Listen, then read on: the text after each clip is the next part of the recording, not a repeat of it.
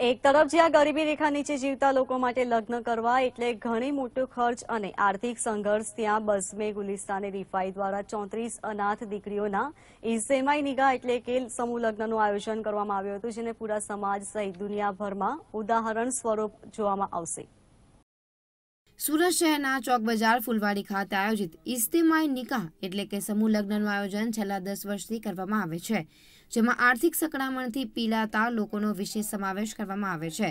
34 યતીમ દીકરીઓના લગ્ન પૂરા સમાજમાં એકતા અને પ્રેમના પ્રતીક સાથે સંદેશા સ્વરૂપ વ્યાપ્યા હતા।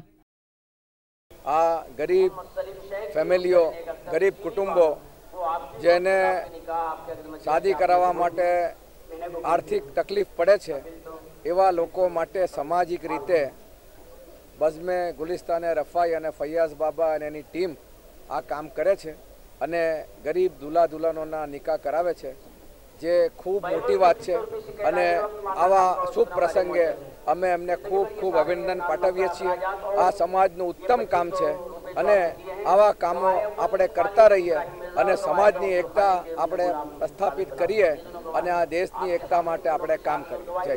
ગરીબ અને અમીર વચ્ચેની ખાઈ ખતમ કરવી અને કોઈ પણ સમયે કોઈને પણ મદદરૂપ થવું, એ આવા કામો હોય કે બ્લડ ડોનેશનનું હોય કે એજ્યુકેશનનું હોય, આવા કામો બઝમે રીફાઈ કરે છે અને આ બધા લોકો કરે છે। अस्सलामु अलैकुम वरहमतुल्लाहि वबरकातुहू। अल्हम्दुलिल्लाह आज बज़मे गुलिस्तान रिफ़ाई संस्था के तहत 34 यतीम और गरीब बच्चियों का इज्तिमाई निकाह में शादी का प्रोग्राम हुआ। अल्हम्दुलिल्लाह बज़मे गुलिस्तान रिफ़ाई पिछले 10 सालों से यतीम और गरीब लड़कियों का इज्तिमाई निकाह कर रहा है। ये बज़मे गुलिस्तान रिफ़ाई का 10वां इज्तिमाई निकाह था। अभी तक अल्हम्दुलिल्लाह बज़मे गुलिस्तान रिफ़ाई की तरफ से 300 से ज़्यादा गरीब और यतीम बच्चियों की शादियाँ हुई।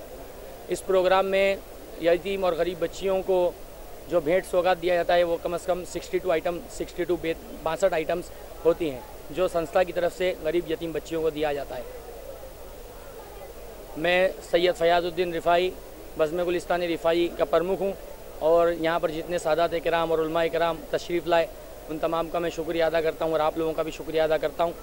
तमाम लोग जो यहाँ पर हाजिर आए तमाम का मैं शुक्रिया अदा करता हूँ। भेंट दी गई उसमें कैसी चीज़ें दी गई? भेंट में जैसा कि आपने देखा कबाट है, पलंग है, मतलब सारी ज़रूरत की तमाम चीज़ें अल्हम्दुलिल्लाह देते हैं। लोगों को क्या संदेशा देना चाहिए? बस यही कि इस्लाम सादगी से निकाह का फरमान देता है और बिल्कुल सादाई से और सुन्नत पर अमल करते हुए शादी का प्रोग्राम हो। आपे सांभळ्युं तेम लगभग एक घर परिवारનું ગુજરાન ચલાવવાની દરેક જરૂરિયાતની વસ્તુઓની ભેટ સોગાત આયોજકો દ્વારા આપવામાં આવતા હિન્દુ સમાજના લોકોએ પણ આ ઇજ્તેમાઈ નિકાહને બિરદાવ્યા હતા। કબૂલ હે કહી પોતાના આવનાર ભવિષ્યને 34 યતીમ દીકરીઓએ સાદગીથી અપનાવ્યું હતું। ત્યારે લગ્ન એટલે માત્ર ધામધૂમથી દેખાવો નહીં, પણ એક સાદગીનો સંદેશ પણ આ પ્રકારના આયોજનથી ફેલાયો હતો।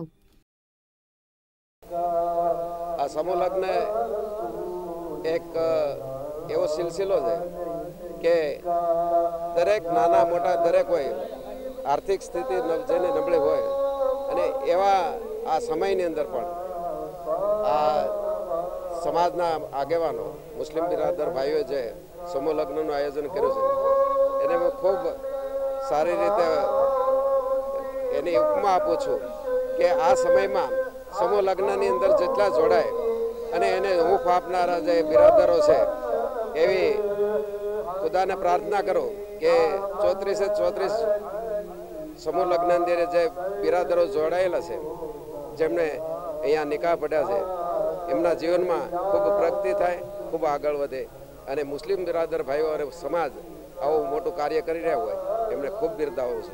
એવી મુસ્લિમ સમાજની અંદર આજે મેં પહેલા નિકાહ છે મેં જોયા છે, પણ वो हिंदू समाज ने पण एवो संदेशो आपवा मांगु छे के आ जे अत्यारे मुस्लिम बिरादरो जे लग्न करी रह्या छे एवा सादा अने सिद्धांतथी जे लग्न करे अने आ समयनी अंदर ए ताती जरूरियात छे।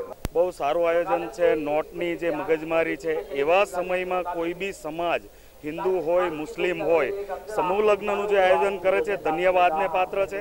આમાં જેટલા બી જોડાયા છે એમને અમે એક આશીર્વાદ અને એક અમારા તરફથી શુભકામના આપવા આવ્યા છે અને આગામી દિવસોમાં આવા મોટામાં મોટા આયોજનો થશે। લોકો આમાં ગરીબમાં ગરીબ માણસો હોય કે અમીર માણસો હોય એકબીજાને ગરીબી કે અમીરી છુપાવીને બી આની અંદર જો આવશે લોકોને લાભ જ થવાનો છે।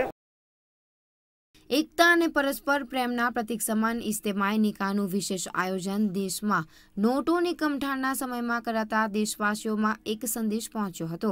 પણ છેલ્લા 10 વર્ષથી 500થી વધુ ગરીબ દીકરીઓના નિકાહમાં જોડાઈ બઝમે ગુલિસ્તાનને રિફાઈ પર એક અનોખી પહેલ દર્શાવી છે, જે ખરેખર અન્ય સમાજ પણ અપનાવે તે સમયની માંગ છે।